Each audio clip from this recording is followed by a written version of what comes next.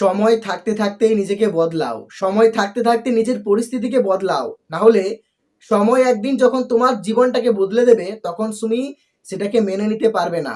যখন তোমার কাছে ভালো সময় আছে সেটাকে শুধুমাত্র ব্যবহার করো কিভাবে আরো ভাবে নিজেকে উন্নত করা যায়, কিভাবে নিজেকে সর্বশ্রেষ্ঠ বানানো যায়। তা না করে আমরা কি করছি, যখন আমাদের কাছে সঠিক সময় থাকে, ভালো সময় থাকে, তখন আমরা নানাভাবে সেগুলোকে এনজয় করতেই ব্যস্ত থাকি। বিভিন্ন রকমভাবে খারাপ অভ্যাসের মধ্যে নিজেদেরকে জুড়ে দিই। তারপরে একটা সময় পরে যখন আমাদের জীবনে খারাপ সময় প্রবেশ করে তখন আমরা এতটা ভেঙে পড়ি যে আমরা হতাশ হয়ে যাই। এরপরে কি করব আমরা ভাবতেও পারি না। সময় থাকতে থাকতে নিজেকে শক্তিশালী করো। আর কতদিন তুমি শক্তিশালী মানুষদের কাছে অবহেলিত হবে একদম দুর্বল হয়ে? তোমার কি ইচ্ছে হয় না তুমি শক্তিশালী হবে? তোমার কি ইচ্ছে হয় না যে আর পাঁচটা মানুষের মতো নিজের জীবনটাকে গড়বে? তাহলে কেন নিজেকে এখনো কমফোর্ট জোনের মধ্যে জড়িয়ে রেখেছো? এই কমফোর্ট জোনগুলো বিরাট মারাত্মক হয়।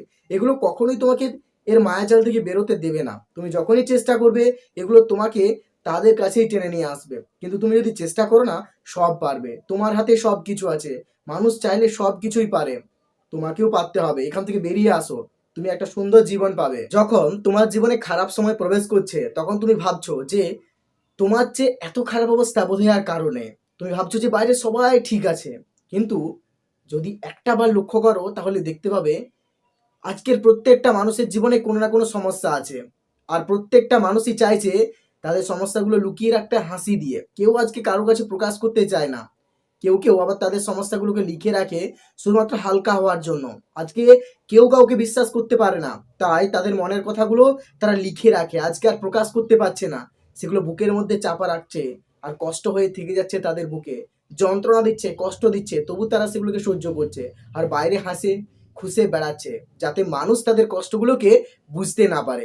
একতরফা ভাবে কাউকে চাওয়া, একতরফা ভাবে কাউকে ভালো লাগা, এই জিনিসগুলো না খুবই যন্ত্রণাদায়ক হয়।